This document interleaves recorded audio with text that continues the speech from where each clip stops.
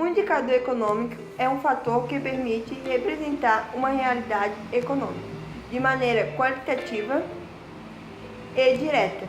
Costuma se tratar de um fator que supõe uma mediação de uma variável durante um certo período. A interpretação de um indicador permite conhecer a situação da economia e a realização de projeções.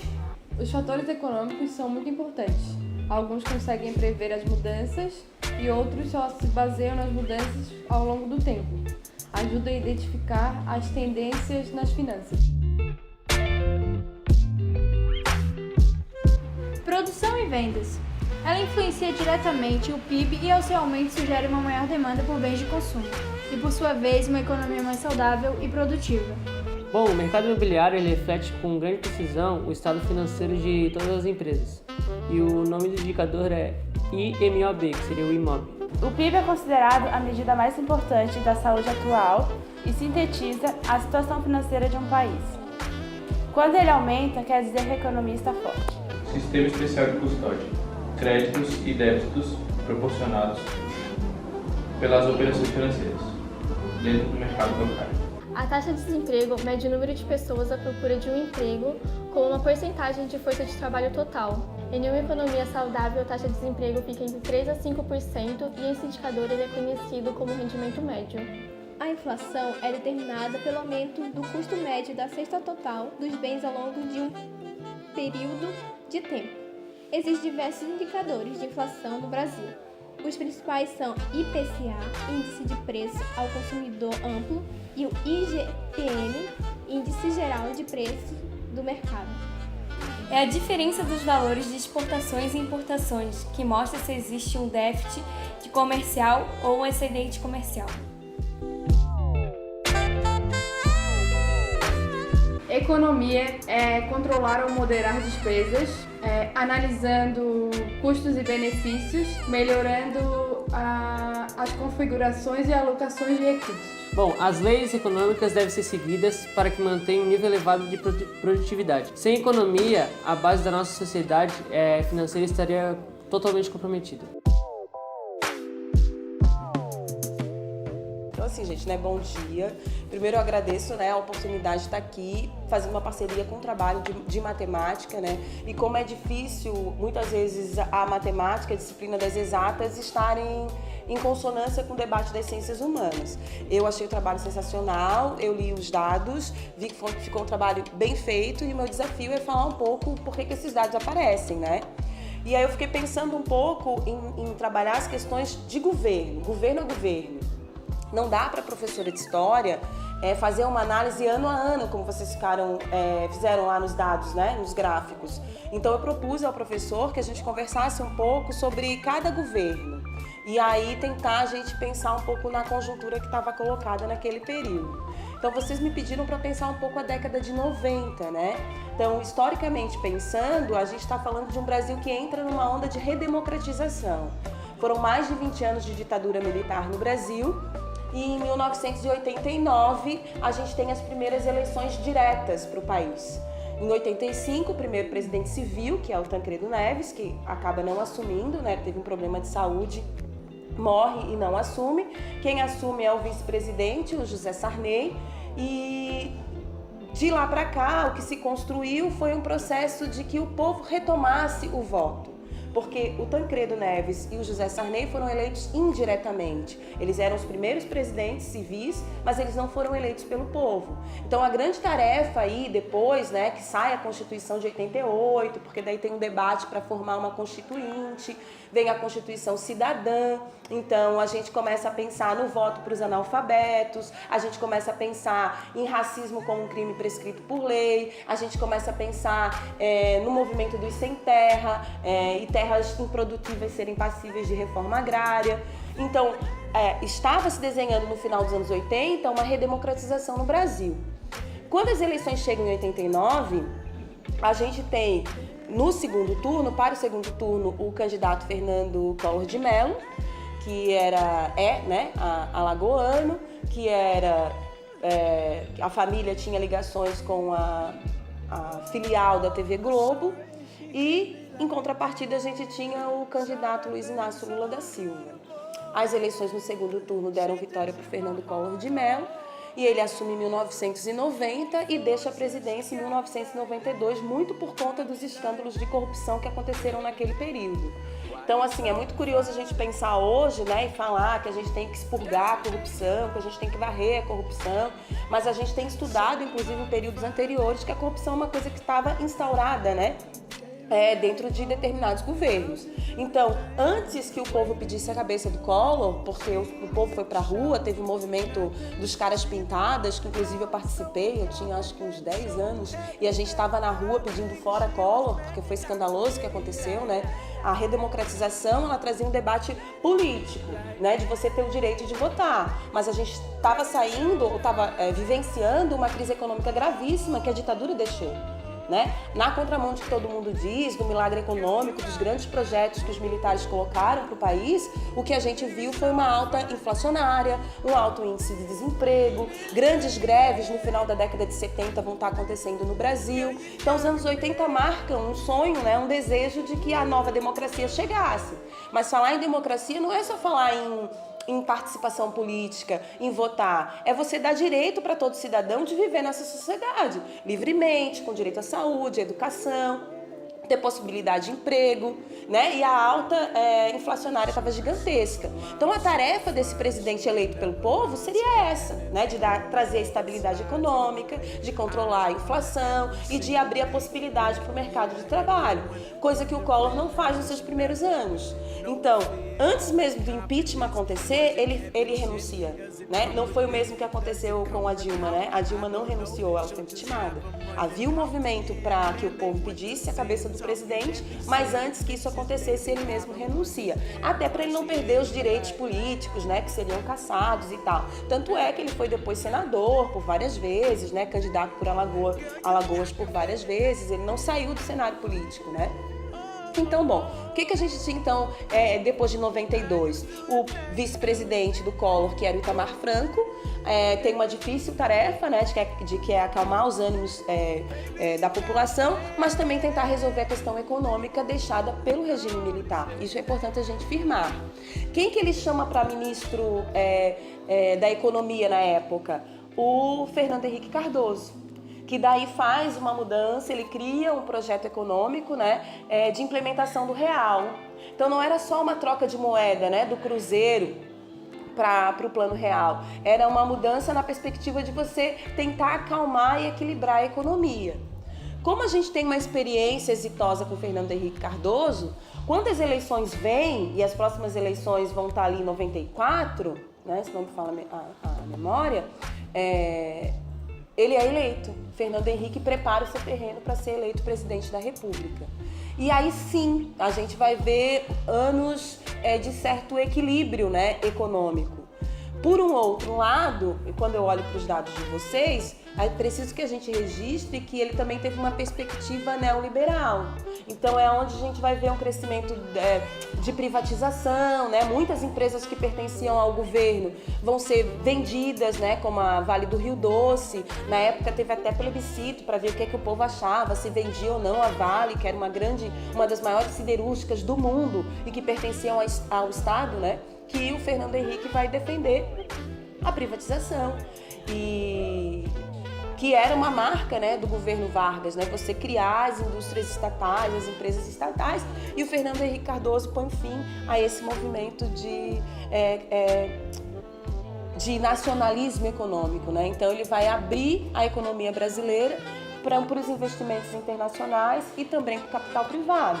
E isso traz um problema, porque quando você negocia abre demais a sua economia para o capitalismo internacional e você não estimula a sua economia interna, né, a gente vai precisar pagar conta disso. E a gente tem falado muito nas aulas de história, né? Se eu não estimulo a minha economia, se eu estou privilegiando a economia externa, a minha balança ela não fica favorável, porque eu sou um país que importo mais do que exporto, eu sou um país que estou comprando mais do que estou vendendo. Então como é que eu equilibro isso, né? Por isso que aparece a questão da inflação, né? Porque tem uma desestabilização da economia. Eu estou gerenciando mais, privilegiando mais outros países e para eu equilibrar minha economia eu preciso tirar de alguém, né? E aí eu vou ter que tirar da classe trabalhadora, essencialmente, né? E por isso tem alguns momentos, no primeiro governo ele tá bem, ele consegue acalmar a economia, até porque o capitalismo internacional também tá ok, mas lá na frente a gente vai sentir isso. E por isso também uma onda de desemprego, o aumento dos impostos, o aumento dos juros também, que vão deixando especialmente a classe trabalhadora numa situação bem difícil. Então, assim, o primeiro governo de Fernando Henrique Cardoso foi um governo até exitoso por essas experiências econômicas de transição da moeda e tal. Mas como ele faz uma opção neoliberal, o Brasil vai sentir isso. Num primeiro momento, ele vai conseguir se reeleger, que é algo bem importante da gente marcar. Não havia reeleição no Brasil, na história do Brasil. Não era permitido. Inclusive, ele era um dos caras que mais criticava isso, né? Não vamos defender a reeleição, os presidentes têm que ficar um mandato só, até para, as ideias fluírem, as coisas acontecerem. E dentro do seu governo, ele propõe uma emenda constitucional para que permita que o presidente se reeleja. E aí ele consegue se reeleger. Só que ele não tem a mesma popularidade do início do governo dele, da experiência da efetivação do Plano Real. Porque a sociedade vai experienciar um índice de desemprego, né? E muito por conta disso, quando as novas eleições vêm, ele vai indicar o José Serra, porque é importante a gente falar que o Fernando Henrique Cardoso era do PSDB. E aí, como ele já tinha 2 mandatos, ele não podia, se candidatar novamente, então ele tinha que construir uma figura política. Ele indica o José Serra, que é um paulista, eu acho, a fazer o debate à presidência da República. Então, ficamos ali nas próximas eleições com José Serra e com o ex-presidente Lula, que ganha a eleição muito por conta desse discurso mesmo, de trazer a tranquilidade econômica, mas também de falar em políticas sociais. Nesse sentido, o que a gente vai ver no primeiro momento do governo Lula é toda uma política voltada para as classes populares.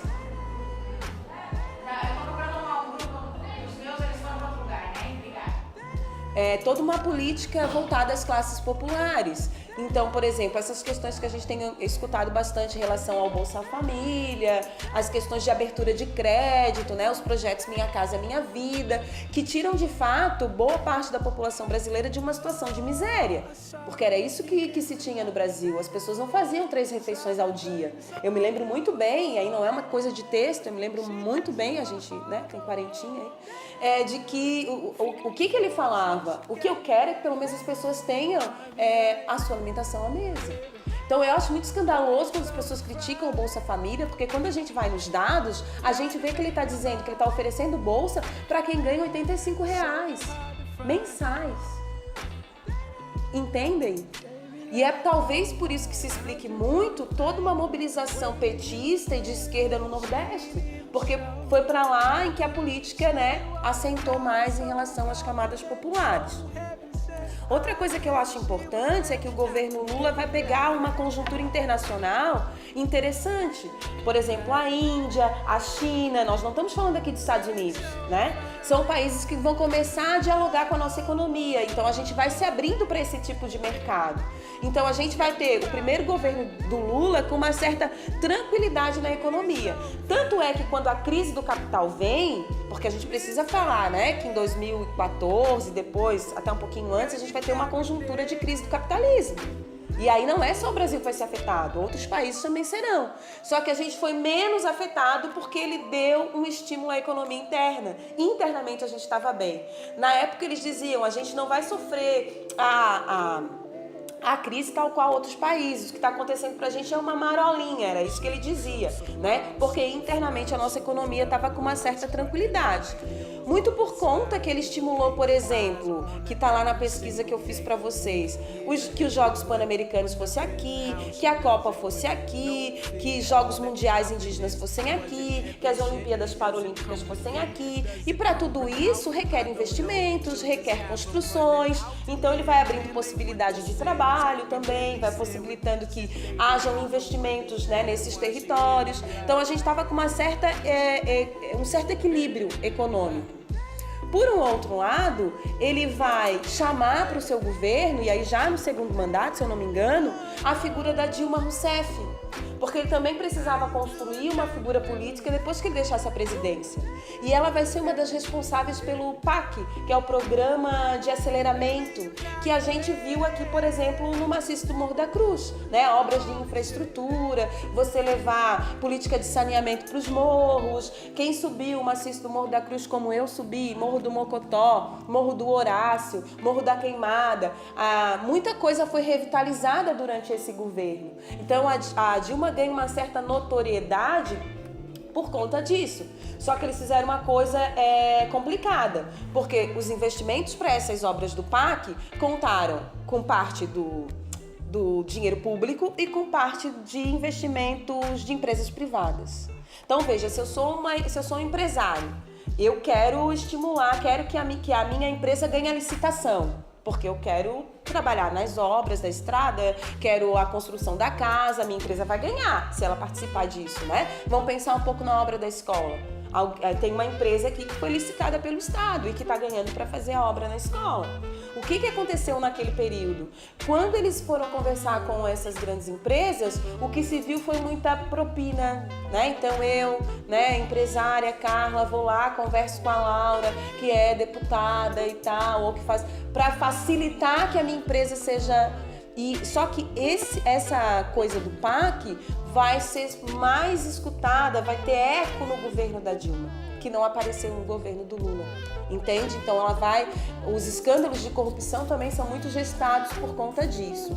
E aí a gente precisa pensar, por mais que o PT tivesse um discurso reformista, e tinha, ele fez alianças com certos partidos de direita e também muitas vezes conversou com o empresariado. Por um outro lado, quando a Agatha me faz a pergunta sobre as políticas sociais do governo, me cabe como professora falar sobre as questões especialmente em educação, né? Na época eu estava na gestão da minha escola, eu era diretora de escola e eu falo por experiência própria, nunca chegou tanta coisa de formação para professores, seja de livro didático, seja de recurso audiovisual, a implementação da lei que obriga o ensino de África e o ensino de populações indígenas é do governo Lula, a implementação da política de cotas é do governo do PT. Então, se hoje a universidade está mais negra, está mais popular, está mais colorida, tem a ver com a política desse governo.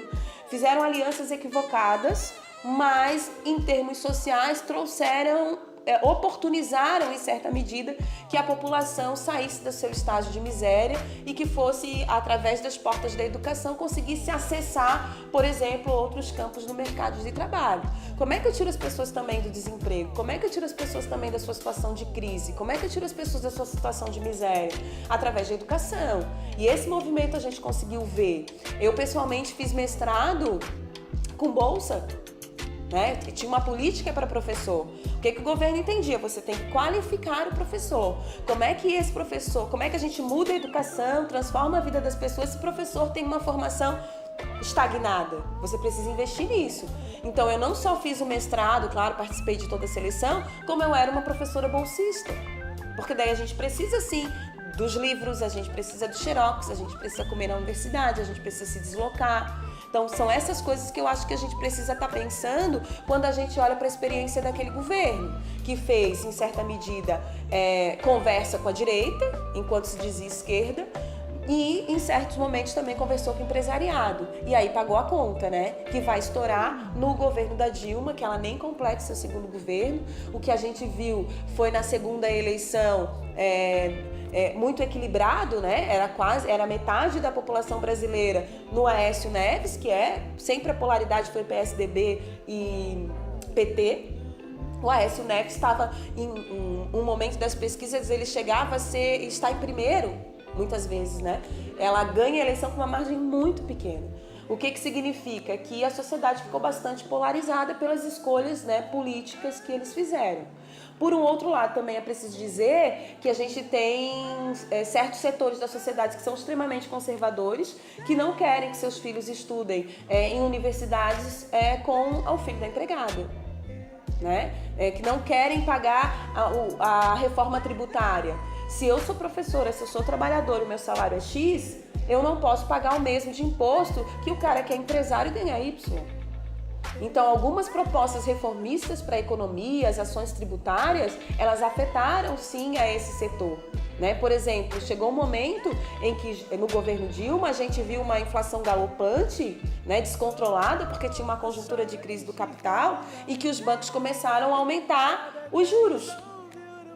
Né? Então, se eu sou empresário, vou lá, peço empréstimo, a quanto que eu vou pagar? Né? Se eu, Carla, sou professora, vou lá no Banco do Brasil, eles me oferecem um empréstimo, eu peço R$2.000, eu vou pagar 4.000. E o empresário, ele vai sentir isso no bolso, né? Então, o governo da Dilma, esse segundo momento, pega um Brasil polarizado, um Brasil dividido, conservador, que não quer as reformas sociais, eu entendo dessa maneira, por isso grandes manifestações pró-Dilma e fora Dilma. Então, gente, assim, pensando na questão do governo Dilma, também é preciso que a gente fale que ela pega essa herança de corrupção, isso atravessa o governo dela, mas ela também tenta manter a política que o PT instaurou, que é retirar as pessoas da extrema pobreza. Né? Então essa foi uma das marcas do governo petista, que é um governo reformista e que tenta trazer para o cenário a população mais carente para pensar politicamente, para acessar espaços educacionais, né? Para poder viajar de avião. Né? O pobre não tinha carro, não tinha casa própria, né? Não andava de avião e não tinha as 3 refeições na mesa. Né? Então isso incomodou consideravelmente certos setores da sociedade, me parece. Quando vem o salário, o impeachment, o vice-presidente, então, assume o governo, o que é estranho, né? Porque se é o governo que está corrupto, me parece que o vice-presidente, né, também tem seu envolvimento. Não é possível que ninguém sabia de nada, né? Então, foi meio que caçar as bruxas ali. E depois, com o governo Temer, a gente teve bastante dificuldade de sair da crise. A gente nem vê o presidente mais, né? A gente quase não vê o presidente falando. Ele pega uma grande oposição por conta também da prisão do ex-presidente, da questão da Lava Jato, da questão da Petrobras. Então, são períodos de instabilidade política. E, por um outro lado, a gente não tem muita perspectiva de crescimento econômico, por causa da conjuntura internacional mesmo. Segundo os especialistas, aí eu fui pesquisar, a gente não tem uma previsão para a saída da crise, né? Então, a gente não consegue falar, por exemplo, que em 2019 a gente vai estar com essa situação resolvida. Seja o presidente que for assumir, economicamente a gente tem um problema, né? Mas politicamente, em termos de liberdades, em termos de inserção da classe trabalhadora nos projetos políticos, me parece que há uma saída ainda. Mas, economicamente, a gente ainda não sabe como que o Brasil vai ficar por conta da conjuntura internacional. O que a gente espera é que a gente tenha trabalho para todo mundo, segurança para todo mundo, que todo mundo chegue à universidade, que a gente possa construir projetos de futuro. Por enquanto, fora Temer.